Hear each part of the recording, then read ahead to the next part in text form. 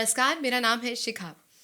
Welcome to another podcast. इस बार का पॉडकास्ट एक बहुत इम्पॉर्टेंट ट्रेंडिंग टॉपिक पर है और वो है फार्मर्स की डिमांड्स, क्योंकि एक बार किसान फिर से अब दिल्ली की तरफ रवाना हो चुके हैं। शंभू बॉर्डर पर उन्हें रोका जा रहा है। अब हम आम लोगों की जहन में एक क्वेश्चन आता है कि हर बार किसान सर्द रातों में या सर्द दिनों में इस तरह से अपने डिमांड्स के लिए प्रोटेस्ट करने को क्यों आतुर हो जाते हैं। ऐसा क्यों नहीं होता है कि एक बार बिठा के इनसे बात कर ली जाए, पूछ लिया जाए डिमांड्स क्या हैं, और आम लोगों को भी जिससे परेशानी ना हो, क्योंकि आम लोगों को लगता है कि उनके रोड्स ब्लॉक हो रहे हैं और सरकार को भी अपनी तरह से किसानों से परेशानी है। तो सरकार और किसान क्यों नहीं समाधान निकाल लेते बीच की समस्या का। तो फिलहाल आज के इस ट्रेंडिंग टॉपिक पर बात करेंगे और आज मेरे साथ एक बहुत इंपॉर्टेंट पर्सनालिटी है जो कि एक्स जर्नलिस्ट है। इसके अलावा BKU भारतीय किसान यूनियन पवाद के स्पोक्स पर्सन है। मेरे साथ है अरविंदर, नमस्कार। नमस्कार। फिलहाल मैं ये जानना चाहती हूँ एज अ आपकी फैमिली बैकग्राउंड भी, क्योंकि फार्मर से ही है, किसानों से ही है, आप डीप रूट कॉज को पहचानते हैं। आप जानते हैं कि असल में समस्या क्या है और क्यों, क्या इन्हें एड्रेस किया गया है या नहीं किया गया है। सबसे पहले तो आपका बहुत बहुत धन्यवाद। हम अक्सर इस बात को लेके शिकायत करते हैं इस देश की मीडिया से कि किसानों का जो असल मुद्दा है वो कभी भी मीडिया सही तरीके से नहीं रखता है। तो आपका इसीलिए तहे दिल से धन्यवाद हमारी पूरी यूनियन की तरफ से, BKU पवाद की तरफ से, कि आपने आज हम लोगों को मौका दिया हमारी बात रखने का। हम लोग त्रस्त हैं इस बात से कि हमारी बात लोगों तक पहुंचती नहीं है। हमें हमेशा विनलाइज कर दिया जाता है, हम लोगों को हमेशा एक विलन के तरीके से दिखाया जा रहा है। और आज उस समय में जब आप हमारी बात सुनने के लिए आप हमें बुला रहे हैं, तो उसके लिए सबसे पहले आपका बहुत बहुत धन्यवाद। और जो मेरे बैकग्राउंड की बात है, मैं जर्नलिज्म बैकग्राउंड से हूँ, ये आपने बताया, लेकिन मेरा परिवार जो है वो मूलतः किसान है और मेरा भाई अभी भी खेती करता है। उसका जो मेन सोर्स ऑफ इनकम है वो अभी भी फार्मिंग ही है। तो खेती की क्या समस्याएं इस वक्त हैं और खेती की क्या समस्याएं मेरे पिता, मेरे दादा उन्होंने देखी, वो तमाम जो हैं वो मैंने अपने पूरी ज़िंदगी में देखी हैं और हम बहुत अच्छे से समझते हैं उन समस्याओं को। सो अगर मैं पूरी बैकग्राउंड की बात करूं अपने, जब बंटवारे के बाद हम लोगों को अपना घर बार छोड़कर आना पड़ा और हरियाणा के करनाल ज़िले में वहाँ पर हमें हमारे जो परदादा जी थे उनको ज़मीन अलॉट हुई। और जब कोई ज़मीन आपने खेती के लायक बनानी होती है वो एक दिन में तैयार नहीं हो जाती है, पूरा एक पीढ़ी खपती है उसमें। वो कोई 10 साल का प्रोसेस नहीं है, वो 20 साल का प्रोसेस नहीं है, पूरी की पूरी एक पीढ़ी खप जाती है। जो ज़मीन हमें अलॉट की गई थी उसमें से आधी जो थी वो फसलों के लिए उतनी उचित नहीं थी। टिब्बे थे, टीले थे, उसको समतल करना ताकि सिंचाई के लिए जो एक्सटर्नल इरिगेशन आप करते हैं, चाहे वो बोरवेल से करते हैं या कुएं से पानी निकाल के करते हैं या नहरों का इरिगेशन भी करते हैं, वो टिब्बों पर तो नहर का पानी आप चढ़ा नहीं सकते, तो आपको उसको समतल करना होता है। तो वो मेरे परदादाओं ने वो अपने भाइयों के साथ मिलके उसको समतल किया। जलमाना गांव पड़ता है असंध के पास करनाल में, वहाँ पर हमें ज़मीन अलॉट हुई थी हमारे परदादा जी को। और कुछ ज़मीन ऐसी थी जो कि दलदली थी। तो दलदली ज़मीन भी एक दिन में खेती के लिए तैयार नहीं हो जाती, तो पहले आपको वहाँ उन्होंने सफ़ेदा लगाया ताकि वो दलदली ज़मीन थोड़ी ठीक हो और वहाँ पर वो खेती करना शुरू कर सकें। तो एक पूरी पीढ़ी भारत की बहुत बड़ी जो फूड बेल्ट थी बंटवारे के बाद वो पाकिस्तान में रह गई थी और भारत पर खाद्य संकट बहुत बड़ा था। इतना बड़ा खाद्य संकट था कि हमारे देश के पूर्व प्रधानमंत्री स्वर्गीय लाल बहादुर शास्त्री जी को ये कहना पड़ा कि आप लोग एक दिन का उपवास कीजिए और जय जवान जय किसान का नारा दिया। एक तरफ दुश्मन देश हमारे देश की सीमाओं पर चढ़ के आए हुए थे, वहां पर किसानों के बच्चों ने अपने शीश दिए और किसानों ने, उनके माता पिता ने और उनके बच्चों ने यहाँ पर इस देश की वो ज़मीन को खेती लायक बनाया जो खेती लायक नहीं थी। Over the period of time उन्होंने उसको खेती लायक बनाया। और जो लाल गेहूं हमारे ऊपर थोपता था अमेरिका, आप कभी किसी बड़े बुजुर्ग से बात करेंगे ना तो आपको वो बताएंगे कि एक गंदी गेहूं आती थी, हम इम्पोर्ट होती थी भारत में, वो गंदी सी गेहूं हमको खाने के लिए देता था अमेरिका। हम पैसे दे के लेते थे उससे। और ऐसे इस तरीके के खाद्य संकट के समय पे किसानों ने इस देश को ना केवल अपने सर दिए बल्कि अपनी पीठ भी और जो है उस बोझ को उठाने के लिए दी जो इस देश की रोटी को कमाने के लिए उस वक्त जरूरी था। अरविंदर, बहुत अच्छी इंसाइट है। मुझे पता है बहुत से लोगों को नहीं पता है, लेकिन मैं आम लोगों की नज़र से बात करूंगी। आम लोगों के लिए किसान, हमेशा यही बात होती है, लो जी फिर बैठ गए धरनों पे, फिर से हमें ऑफिस जाने में देरी लगेगी। आप ये देखिए, पूरी बेल्ट दिल्ली तक, जो भी पंजाब से जा रहा है, जो भी हरियाणा से जा रहा है, पंजाब, हरियाणा, दिल्ली, चंडीगढ़, यहाँ तक पुलिस, किसान, यही दिखता है और आम लोगों को जगह नहीं मिलती है। तो ऐसा क्या है जो किसान डिमांड कर रहे हैं और ऐसा क्या है जो सरकार नहीं मानना चाहती है या मान ली है और किसान संतुष्ट नहीं है? ओके, सो पहली जो अगर हम डिमांड की बात करें तो किसान आंदोलन जो जब भी हुए हैं, चाहे वो महेंद्र सिंह टिकैत जी ने किए हों, चाहे वो देश के अलग अलग इलाकों में अलग अलग किसान यूनियंस ने किए हों, हमेशा ही किसान का मुख्य मुद्दा जो रहा है, जो आज तक सरकार ने सॉल्व नहीं किया, वो है कि उसके श्रम और फसल का उचित मूल्य, मतलब जो उसको एक प्रॉपर प्राइस मिलना चाहिए उसकी फसल का, वो नहीं मिला है। दुनिया का, मुझे लगता है भारत का किसान इकलौता ऐसा प्राणी होगा जो प्रोडक्ट तो खुद तैयार कर रहा है, लेकिन उस प्रोडक्ट की कीमत कोई और किसी बंद कमरे में बैठ के तय कर देता है, और किसान जो है वो साइड में खड़ा होके बेचारा देखता है, अच्छा मेरी फसल की का मूल्य अब कितना लगाएंगे ये, अब कितना दाम मुझे देंगे। तो ये जो दाम की लड़ाई है, ये MSP सबसे मेन है, जिसको अभी एक फॉर्मल नाम दे दिया गया है, एमएसपी, मिनिमम सपोर्ट प्राइस। दुनिया में जब हर चीज किसान जब खरीदने जाता है तो उसको एमआरपी पे मिलती है, मैक्सिमम रिटेल प्राइस पे। अगर जो लोग ये बोलते हैं कि किसानों की डिमांड्स सही नहीं है, वो दो काम करें। पहला, अगर तो भैया आप जॉब करते हो, नौकरीशुदा हो, तो एक काम करिए, आप अपने दफ्तर में जाके रिजाइन डालिए और एक दूसरी कंपनी ज्वाइन करिए। उस कंपनी को विदाउट ऑफर लेटर और विदाउट सैलरी अश्योरेंस ज्वाइन कर लो। उस पर ऑफर लेटर के ऊपर सैलरी ब्रेकअप मत मांगना। जब भी कोई आदमी कहीं ज्वाइन करता है, कितनी बार देखता है अपना सैलरी ब्रेकअप, टैक्स कितना कटेगा, ग्रेचुटी कितनी है, एलटीए कितना है, बेसिक कितना होगा, एचआरए कितना होगा, कितना कुछ देखते हो। देख के फिर ज्वाइन करते हो। वो ऑफर लेटर मत मांगो, बिना ऑफर लेटर के ज्वाइन करो। दूसरा, अगर आप दुकानदार हो तो आप अपने जितने भी प्रोडक्ट हैं सब पे से एमआरपी हटा दो and let the customer decide what ever they will pay. अगर आप ये दो काम नहीं कर सकते हो तो फिर आपको कोई अधिकार नहीं है किसान को ये बताने का कि वो एमएसपी की डिमांड करे या ना करे। वो तो एमएसपी की डिमांड कर रहा है। You guys are demanding for the maximum retail prices. Maximum retail prices में कम से कम 20 से 22% का मार्जिन तो होगा। और जो सैलरी वाले लोग हैं, एक फ्रेशर भी अपनी डिमांड रखता है कि इतनी सैलरी तो कम से कम मैं लूंगा, इससे कम पे नहीं आऊंगा। और उसके बाद जब आपके इंक्रीमेंट्स होते हैं, most of the people in the private sector they expect कि भाई हमारा एटलीस्ट 10% का इंक्रीमेंट तो हो हर साल। फार्मर्स का कितना हो रहा है हर साल? 0.9%। और ये मैं नहीं बोल रहा हूँ, अभी हालिया नाबार्ड की रिपोर्ट है। अब नाबार्ड की रिपोर्ट ये बोलती है कि भैया जो किसान है उनका एक दिन की अर्निंग जो है, उनकी जो एक महीने की जो सेविंग है वो 1400 रुपए से कम है।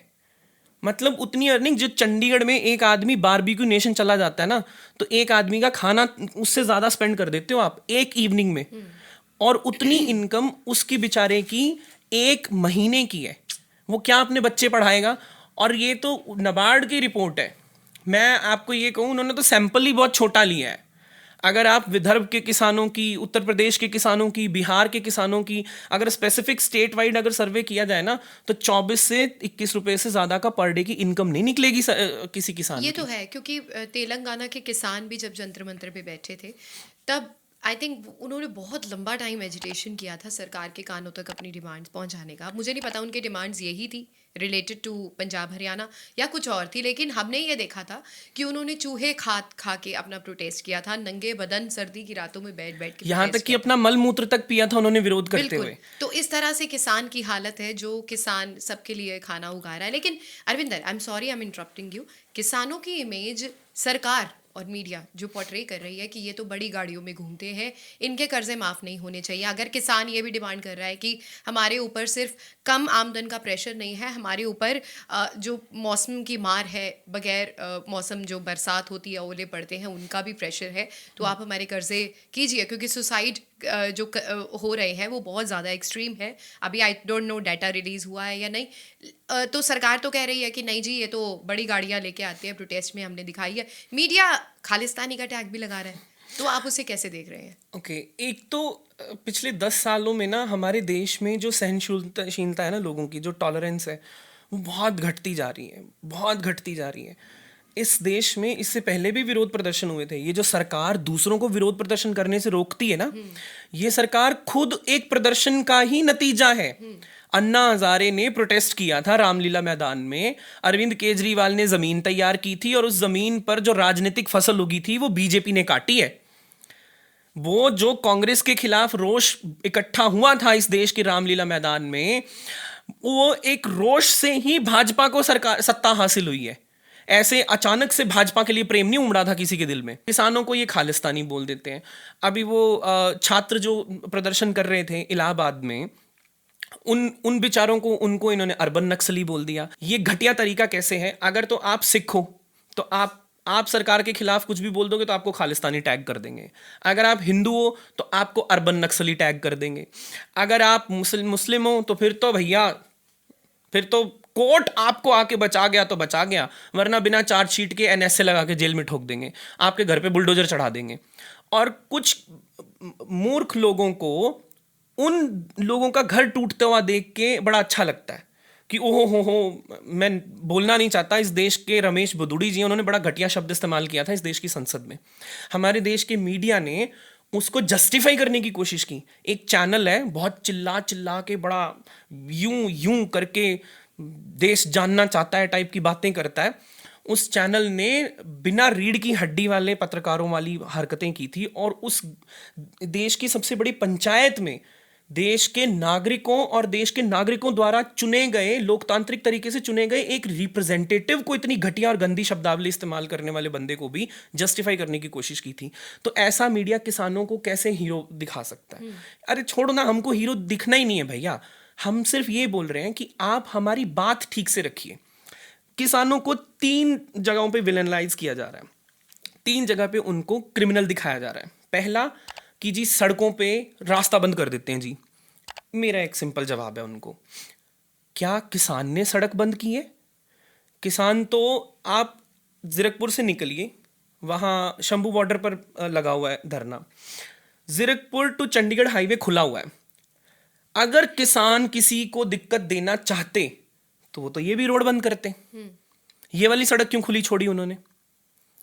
वो ये सड़क, ऑल्टरनेट सड़क किसानों ने खुली छोड़ी है। फिर उसके बाद जितनी भी जथेबंदियां इस वक्त शंभू बॉर्डर पर बैठी हैं, वो अमृतसर से 2 जथेबंदियों के जो लोग हैं वो चल के आए हैं, अमृतसर और गुरदासपुर से। उन जथेबंदियों ने अगर सड़कें रोक के लोगों को परेशान करना होता तो वो इतना लंबा सफर करके आए हैं जब, तब तो कोई परेशानी नहीं हुई किसी को, ना कहीं दंगा हुआ, ना कोई लूटपाट हुई, कुछ नहीं हुआ। अब जब वो धरने पर बैठे हैं, आप गाड़ी ले जाइए, मैं आपके साथ चलता हूं, हम पूरा रास्ता जहां तक पुलिस ने बैरिकेड लगाई हुई है वहां तक गाड़ी आपको वहां तक पहुंचा के दिखा देंगे। तो इट मीन्स कि किसानों ने तो नहीं रोका हुआ रास्ता। अब ये कोई बेवकूफी होगा जिसको ये नहीं दिख रहा होगा कि किसानों ने रास्ता नहीं रोका हुआ, रास्ता रोका हुआ है पुलिस ने। और पुलिस ने किसके इशारे पर रोका हुआ है? सरकार के इशारे पर। सरकार बोले कि भैया ठीक है, नागरिक हैं, आने दो, दिल्ली तो आना है ना उन्होंने, आप बुरगाड़ी का मैदान खाली करवा दो, वहां बैठ जाएंगे, वहां बैठ के बात कर लेंगे। जंतर मंतर एक डेडिकेटेड प्लेस है प्रदर्शन के लिए संसद के पास। बुरगाड़ी से 100 किसान चले जाएंगे, वहां पे बैठ के प्रदर्शन कर लेंगे। 100 सुबह जाया करेंगे, वहां ड्यूटी लगाया करेंगे, शाम को वापस आ जाएंगे। अच्छा, हमारे देश की पंचायत है, संवैधानिक मंदिर है हमारा। तो आप ये समझ लो कि हम अन्नपूर्णा के पुत्र उस जो है संसद की पूजा करने जा रहे हैं जो हमें लोकतांत्रिक और आजादी देती है। अच्छा, अब दूसरा जो हमें क्रिमिनलाइज किया जाता है कि इनकी तो डिमांड अनरियलिस्टिक है, वो मैंने आपको बता दिया। जो अनरियलिस्टिक बोल रहे हैं लोग, वो एमआरपी छोड़ दें, और जो जॉब करने वाले हैं वो मंथली सैलरी का रोना छोड़ दें। बट अरविंदर, सरकार के साथ टॉक्स बहुत हुई है एमएसपी के ऊपर, बन क्यों नहीं रही बात? दिक्कत ये है, सरकार एमएसपी पे बात ही नहीं करती है। सरकार जब भी कभी मीटिंग होती है, उस मीटिंग में क्या होता है, हमारे जब भी हमारे जो नेता हैं जब जाते हैं मीटिंग में, तो मीटिंग बड़ी अनफॉर्चुनेट तरीके से शुरू होती है। सरकार शुरू करते ही पता क्या बोलती है, अच्छा एक तो जो आप लोगों पे जो मुकदमे लगे हुए हैं ना हम वो हटा देंगे। अरे ये क्या बात हुई, मुकदमे तो आपने लगाए हैं, फर्जी लगाए हैं, हम लोगों को तंग करने के लिए लगाए हैं, हटाओ ना हटाओ उसका हमारा क्या, वो तो आप ही की देन है। आपने एक चीज मेरे ऊपर लाद दी प्रेशराइज करने के लिए कि चलो प्रेशर क्रिएट करते हैं, इनके 400-500 किसानों के ऊपर जवान जवान बच्चे छांटते हैं। और हमेशा जानबूझ के सरकार ऐसा करती है, जो भी 20-25 साल के बच्चे होते हैं ना उनको या जो कोई अपनी जॉब भी कर रहा है, जैसे मेरे जैसा बंदा कोई जॉब भी कर रहा है और साथ में किसानों के साथ भी जुड़ा हुआ है, क्योंकि हम हमारे माँ बाप ने एड़ियाँ रगड़ी हमें पढ़ाने के लिए। आज हम पढ़ के हम ये सोचे रहे अब मैं तो खेती करता नहीं, इट्स नॉट माई प्रॉब्लम, है ना, ऐसा तो नहीं कर सकते। तो अभी हम अगर उनका दर्द समझते हैं और हम उनकी बात रख सकते हैं और हम उनका साथ देने जाते हैं तो हमारे ऊपर केस डाल देंगे। वो छांट के केस डालते हैं ताकि प्रेशराइज कर सकें। तो मुकदमे तो आप इसलिए डाल रहे हो क्योंकि आपने आंदोलन को कमजोर करना है। और पहले ही सरकार बात ही ऐसे शुरू करती है सरकार, वो हमेशा ऐसे कन्वर्सेशन शुरू करते हैं। फिर उसके बाद उनका दूसरा ये होता है, देखो एमएसपी को छोड़ के बाकी सारी बात कर लो। वो कहते हैं एमएसपी पे बात ही मत करो। अब अगर एमएसपी पे बात नहीं करनी तो फिर बात किस बात की करनी है हमने? फिर आप बातचीत का ड्रामा क्यों करते हो?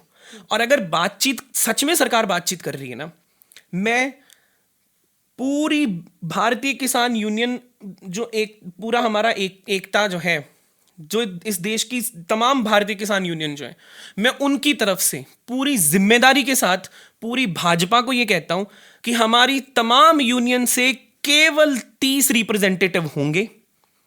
आपके पास दूरदर्शन की 32 प्रसारण सेवाएं हैं। अगर आप सच में बातचीत करते हो हमारे साथ तो किसानों के साथ होने वाली सारी सरकारी मीटिंग्स जो हैं उन सब का लाइव टेलीकास्ट दूरदर्शन पे शुरू कर दो। इस देश की जनता को भी पता चल जाएगा कि सरकार बातचीत क्या करती है।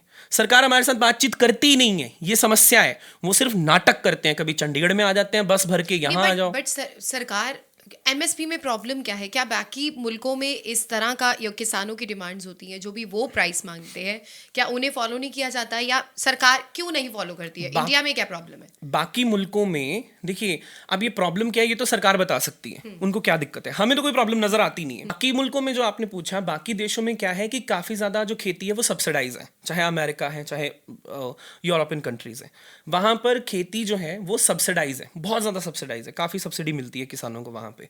और फिर दूसरा ये है कि वहाँ के फार्मर्स जो हैं उनकी जोत बहुत बड़ी है, मतलब एक किसान के पास कई कई हेक्टेयर ज़मीनें हैं वहाँ पे, तो काफ़ी ज़्यादा तकनीकी एडवांसमेंट उनके पास बहुत ज़्यादा है। हमारे देश में छोटी जोत के किसान हैं, मतलब 70% किसान ऐसे हैं जिनकी 80% का 1 हेक्टेयर से भी छोटा मतलब उनका 1 हेक्टेयर से भी छोटा एरिया है। और वो जो छोटा किसान है, आज भी इस देश के कई ऐसी जगहें हैं जहां पर जो जुताई है वो हल और बलद से ही होती है। दुनिया में अभी भी हम उन मुल्कों में से एक हैं जहां पे हर हल बलद से जुताई होती है। और सिंचाई इरिगेशन जो है वो अभी भी इरिगेशन परंपरागत तरीके से होता है। सरकार एमएसपी को लेके जितनी बड़ी बड़ी कहानियां बताती है कि ये ऐसे नहीं हो सकता वैसे नहीं हो सकता, सब झूठ है। भारत सरकार ने इंडोनेशिया से एक साल में लगभग 16 लाख करोड़ रुपए का पाम ऑयल इंपोर्ट किया। भारत सरकार भी ये प्रोपेगेंडा करती है कि हाय अगर एमएसपी दे दी तो 10 लाख करोड़ रुपए का अतिरिक्त बोझ पड़ेगा, यही बोलती है ना सरकार। अब ये गणित देखो आप, 16 लाख करोड़ रुपए का पाम ऑयल इंपोर्ट कर रहे हो आप दूसरे देश से, वो पाम ऑयल जो आपके देश में खाद्य पदार्थों में जाके लोगों में क्रॉनिकल डिजीज फैलाता है, कैंसर फैलाता है। हर चीज पे लिखा होता है आजकल palm oil, biscuit palm oil, नमकीन पाम ऑयल, आप किसी भी कोई भी पैकेट बन उठा लो, चिप्स पाम ऑयल, सब पाम ऑयल में बन रहा है। मेरी समझ में ये नहीं आता, 16 लाख करोड़ रुपए का पाम ऑयल आप एक साल में इंपोर्ट कर सकते हो, लेकिन आप जो कह रहे हो कि 10 लाख करोड़ रुपए का अतिरिक्त बोझ पड़ जाएगा जी सरकार पे, कैसे पड़ जाएगा?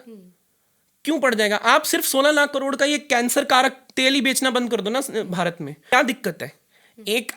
एक सिंपल सी बात है, ये एक माइक बनाने वाली कंपनी है, ये वायर बनाने वाली कंपनी है, इसकी एक कॉस्ट आई होगी, वो जो कॉस्ट है उस कॉस्ट को तय करके और अपना मार्जिन जोड़ के इस कंपनी ने एक कीमत तय करके दे दी कि जी ये मेरा एमआरपी है, इस पे लेना ले नहीं तो आगे बढ़ो। फार्मर ये भी नहीं बोल रहा, फार्मर ये नहीं कह रहा कि मुझे मैक्सिमम दो, वो कह रहा है जी मेरी हाथ जोड़ के विनती है, मैं खुद भूखा रह रहा हूँ।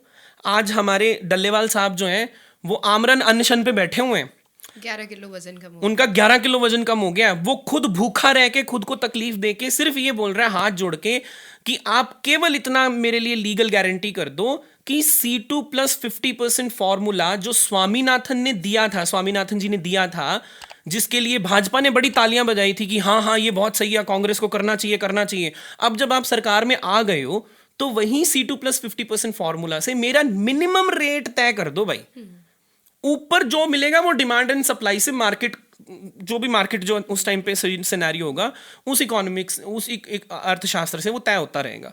लेकिन अब आप मेरे बच्चों का कोर मुझसे मत छीनो, मेरे बच्चों की रोटी मुझसे मत छीनो, सिर्फ इतना कर दो कि आप एमएसपी कर दो। स्वामीनाथन रिपोर्ट के अकॉर्डिंग जो भी रिकमेंडेशंस थी वो क्या बोलती हैं, जो अभी प्राइस जो भी अब जो हमारा रिसेंट नाबार्ड का ही डाटा ले लेते हैं, जो वो कह रहे हैं कि ये रेट मिल रहा है या ये इनको आमदन हो रही है या ये बचत हो रही है, स्वामीनाथन रिपोर्ट के अकॉर्डिंग अगर इम्प्लीमेंटेशन होती है तो कितना फर्क आएगा? देखिए, मोटा माटी अगर मैं गेहूं की बात करूं ना, तो जो गेहूं का अभी हाल ही में पिछले साल जो दिया एमएसपी, अगर C2+50% फॉर्मूले से हम कैलकुलेट कर लेना तो प्रति क्विंटल सिर्फ 325 रुपए एक्स्ट्रा मिलेंगे हमको। अच्छा। हम सिर्फ 325 रुपए एक्स्ट्रा के लिए लड़ रहे हैं। अच्छा। Can you imagine? नहीं, बट वो हर फसल का अलग अलग होगा। एग्जाम्पल ले रहा हूं मैं, मोटा माटी में गेहूं पे इसलिए बोल रहा हूं क्योंकि सरकार यही बोलती ना कि हमने गेहूं पे बड़ा वो दिया है, एमएसपी दे रहे हैं जी।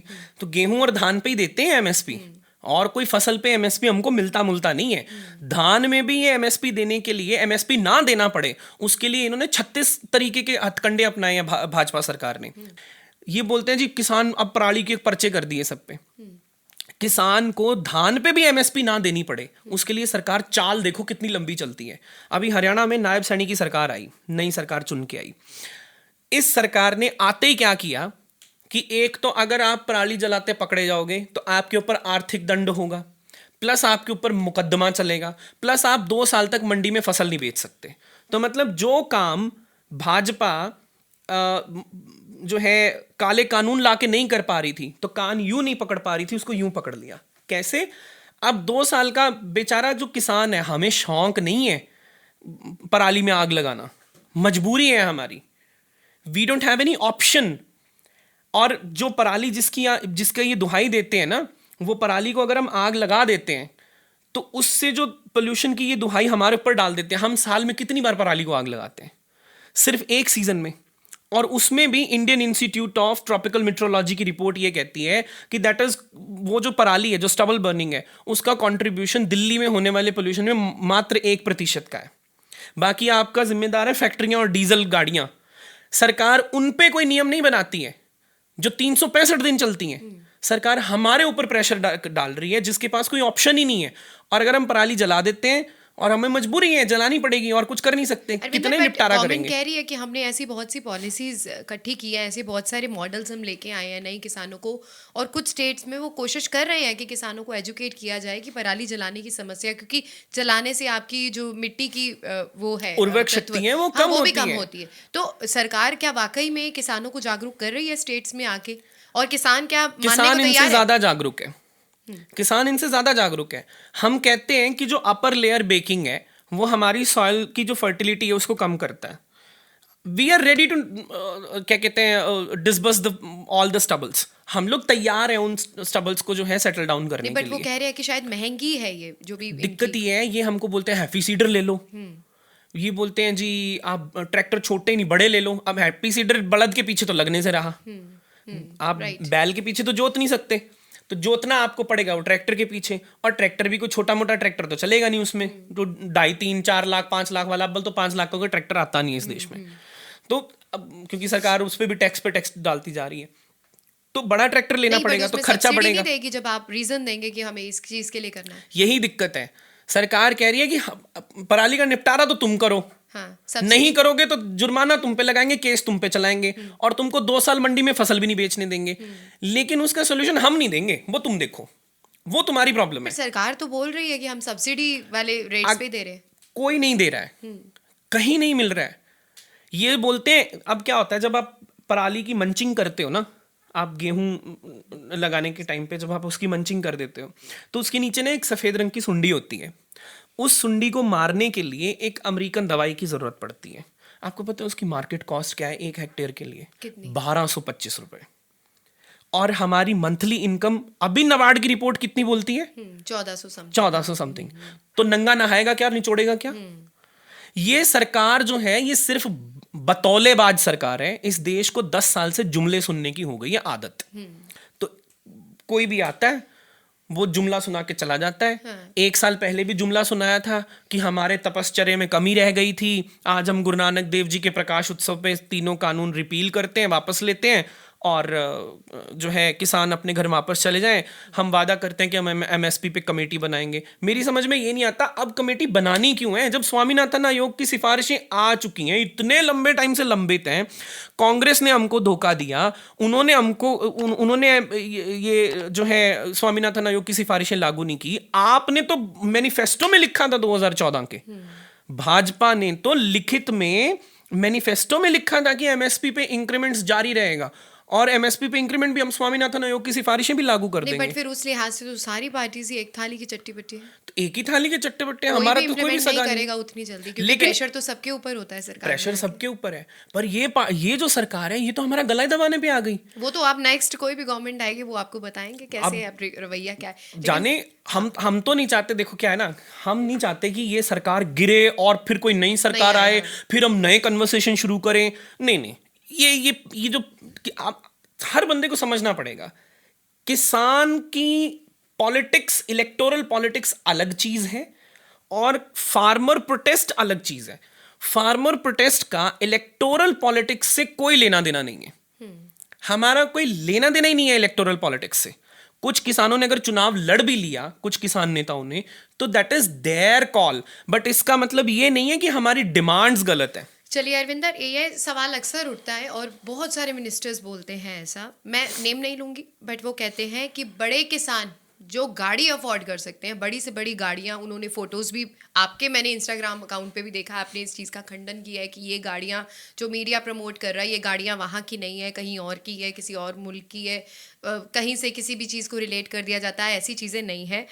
तो वो तो कह रहे हैं कि बड़े किसान जो बैठे हैं वो धरने पे बैठे हैं, लेकिन जो असली किसान है, जो छोटा किसान है, जो 80% जो किसान है जिसके पास 1 हेक्टेयर से भी कम ज़मीन है, वो सच में किसान लगा हुआ है अपने वहाँ पे जोतने, अपने फार्म में ही लगा हुआ है, उसको कोई मतलब नहीं है कि क्या हो रहा है, उसको रोटी कमानी है, उसको जो भी 1400 रुपये मिलता है या 1500 मिलता है या 2000 भी मिलता है, उसको वो कमाना है। तो उसका क्या कहना है? ठीक है, आप देखिए, जो आदमी झूठा होता है ना और मक्कार होता है, वो हर 10 मिनट में अपनी बात बदल देता है। वो क्योंकि झूठ के पांव तो होते नहीं। किसानों की डिमांड सदा से ही एक रही है। मैंने अपनी कन्वर्सेशन जब शुरू की है तो मैंने क्या कहा कि हमारा मूल मुद्दा हमारी फसल का उचित दाम है, जो काफी लंबे टाइम से पेंडिंग है। आपने जो सवाल किया कि सरकार बोलती है इनके बड़ी गाड़ियां हैं, लोग बोलते हैं बड़ी गाड़ियां हैं, ये जो कुप्रचार है ना, जिसको अंग्रेजी में प्रोपेगेंडा कहते हैं, और क्योंकि आप भी जर्नलिज्म बैकग्राउंड से और मैं भी जर्नलिज्म बैकग्राउंड से हूं, तो हम एक चीज को तो बहुत अच्छे से समझते हैं कि अगर एक ही झूठ को बार बार शोर मचा मचा के बोला जाता रहे तो वो 50% लोगों को तो सच लगने लगता है। लेकिन झूठ को अगर पकड़ना है तो आप हमेशा देखना, जो क्रोनोलॉजी बोलते हैं ना अमित शाह जी, झूठ की जो क्रोनोलॉजी होती है वो हमेशा गिरती हुई होती है। पहले ये क्या बोले थे कि जी सिर्फ पंजाब के किसान आंदोलन कर रहे हैं, देश का कोई और देश के किसान तो आंदोलन ही नहीं कर रहे। आपने सबसे पहला एग्जांपल लिया तेलंगाना के किसानों का। वो कितने दिन तक जंतर मंतर पे बैठे रहे, चूहे खाए, खुद का मैला खाया। उस टाइम आई थिंक कांग्रेस की सरकार थी, और हाँ, लेकिन भाजपा की सरकार में भी वो आए, कांग्रेस की सरकार थी, और तब ये हाईलाइट हुआ था। तब हाईलाइट हुआ था। जब आई थिंक दूसरी सरकार आई है तब ये हाईलाइट नहीं हुआ। दिल्ली में बैठे हुए किसानों का हाईलाइट हुआ। हाँ। दिल्ली में बैठों का। और जिस दिन उन्होंने मैला खाया, सिर्फ एक चैनल था जो अब अडानी साहब ने खरीद लिया है, सिर्फ उसने रिपोर्ट दिखाई थी। अब वो भी बिक गया, वो भी बैकडोर से बेचा गया, सबको पता कैसे बिका वो।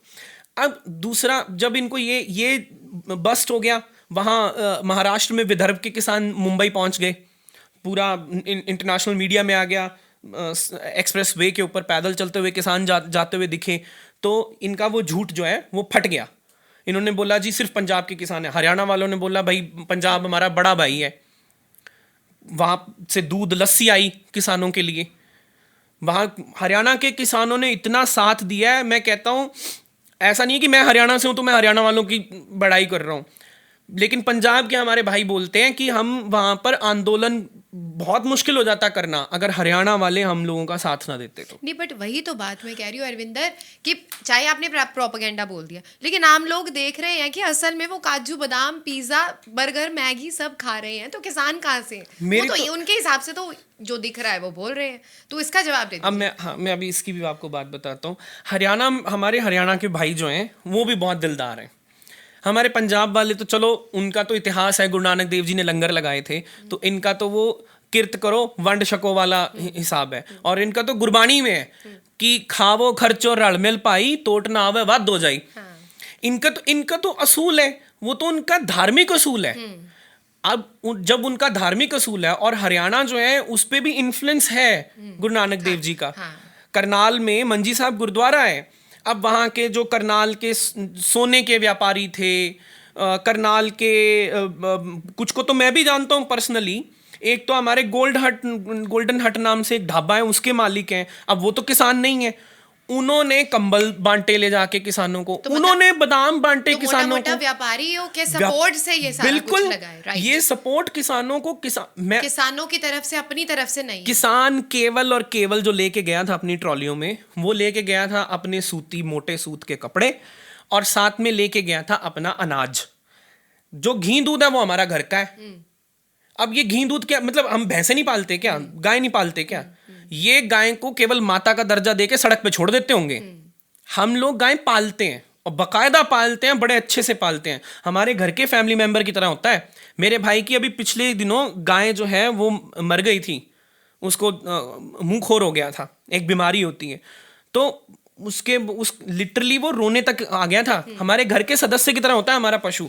तो घी दूध हमारा खुद का है। अगर हम लस्सी पी रहे हैं, बादाम खा रहे हैं, जब उगाते हम हैं और हमारी चीज जब हम खा लेंगे तो इनके पेट दर्द क्यों हो रहा है? इनसे लेके थोड़ी खा रहे हैं। उनका पॉइंट ये है कि आप कह रहे हैं किसान को एमएसपी नहीं मिल रहा है, या मिनिमम वेजेस उनके बहुत ज्यादा low, extremely low than a non farming family, उनसे भी कम है। जिनके खर्चे ज्यादा है उनको कम मिल रहा है, लेकिन जो आम आदमी है उनका फिर भी उनसे ज्यादा सैलरी या जो भी है। तो वो तो यही कह रहे हैं कि आपकी अगर इतनी हैसियत है कि आप खिला रहे हैं, खा रहे हैं, तो आपको मांगने की क्या जरूरत है? वो इस तरह से प्रोपेगेट कर रहे हैं। अच्छा, इसका जवाब मैं किसान भाई के मुंह से ही जानना चाहती हूँ। मैं इनको सिंपल सा एक जवाब दूंगा। पहली बात तो ये कि जब आप सच के लिए लड़ने चलते हो ना, जब आप सच के लिए लड़ने जाते हो, तो लोग जो सच का साथ देने वाले हैं वो आते हैं। तो हम लोगों को करनाल के जो ज्वेलर्स हैं उन लोगों ने भी आप जब मैं गया था ना दिल्ली धरने पे, तो उस वक्त मैं जानता हूँ कुछ एक जो है सुनारे भाइयों को, वो बादाम लेके आए थे। अब जैसे प्रोपेगेंडा, अब कल जैसे हुआ, कल क्या हुआ, पुलिस वाले उस पे चढ़े शेड पे और 4 लिफाफे लेके आए, उसमें से यूं फूल बरसाए, और उसके बाद नेशनल मीडिया ने सारा दिन बोला फूल के बदले पत्थर, फूल के बदले पत्थर।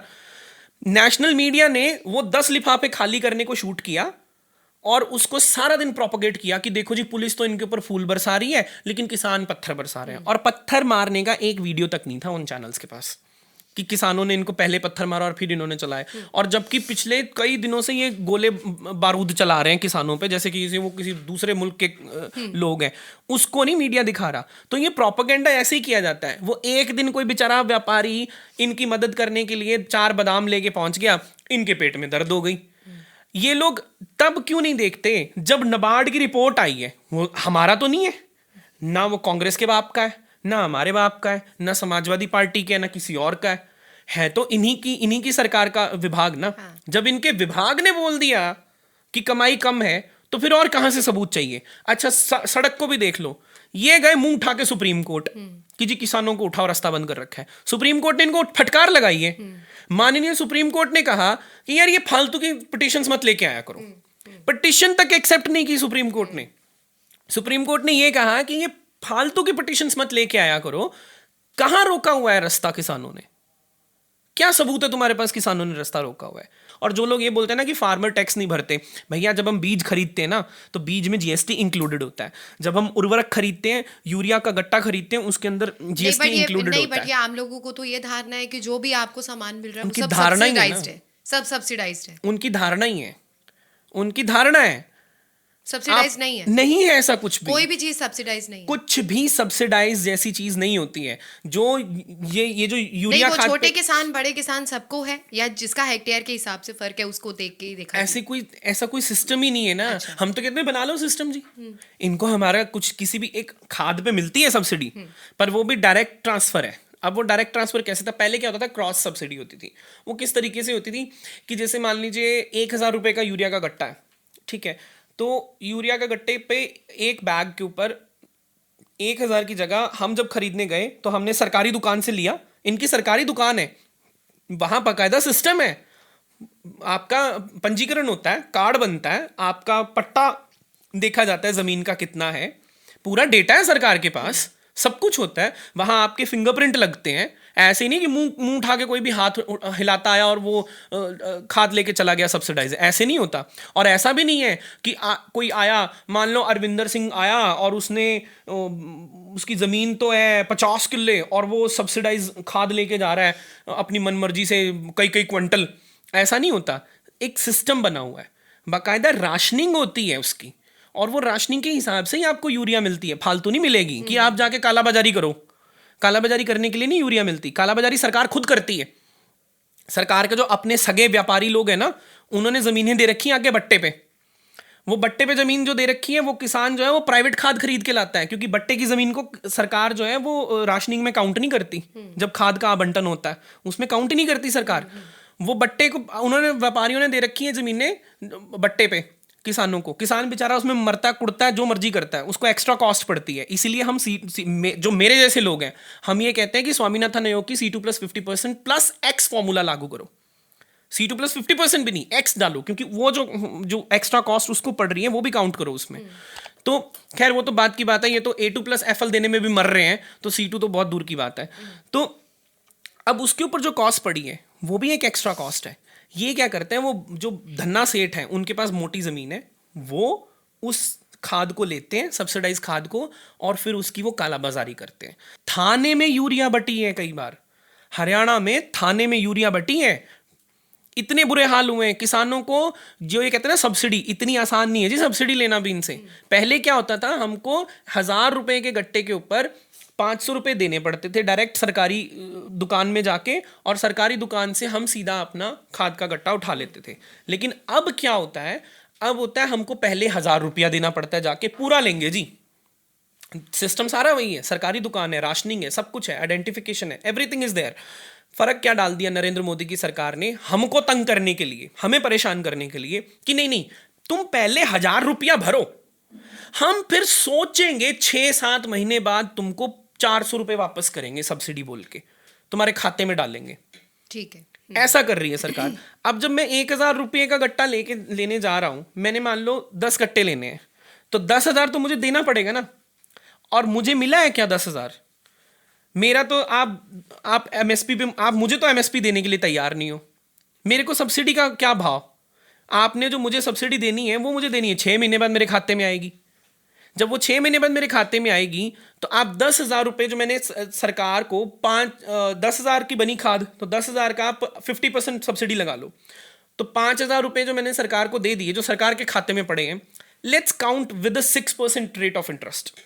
तो 6% ब्याज के हिसाब से 6 महीने तक मेरा पैसा सरकार के पास पड़ा है। तो सब्सिडी सरकार ने मुझे दी या मैंने सरकार को पैसा दिया बिना ब्याज के यूज करने के लिए? ठीक है। मैंने सरकार को पैसा दिया बिना ब्याज के यूज करने के लिए, और वही पैसा सरकार मुझे किसान सम्मान निधि के नाम पे मेरे को लॉलीपॉप दे रही है और कह रही है ओहो देखो देखो मोदी जी ने तो इतना महान काम कर दिया। अरे मेरा पैसा है वो, और नहीं चाहिए तुम्हारी भीख। आज आप आंदोलन में चलिए, कोई किसान ऐसा नहीं होगा जो बोलेगा कि हमको किसान सम्मान निधि चाहिए। नहीं चाहिए भीख, आपको उसी टाइम सब्सिडी उसी टाइम दी जाए। हमको सब्सिडी भी नहीं चाहिए। हम कह रहे हैं छोड़ो, नहीं चाहिए यार सब्सिडी, मत दो। आप एक केवल यूरिया खाद पे ही दे रहे हो ना, डीएपी पे दे रहे हो ना, मत दो, नहीं चाहिए सब्सिडी। आप हमको आप हमारा सबसे ज्यादा खर्चा होता है डीजल पे।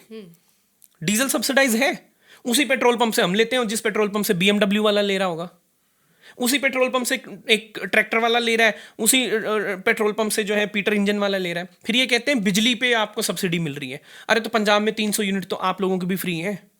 हमको थोड़ी सी सब्सिडी पे क्या मिल गई, आपको इतना क्या प्रॉब्लम हो रही है? हमको वो भी नहीं चाहिए।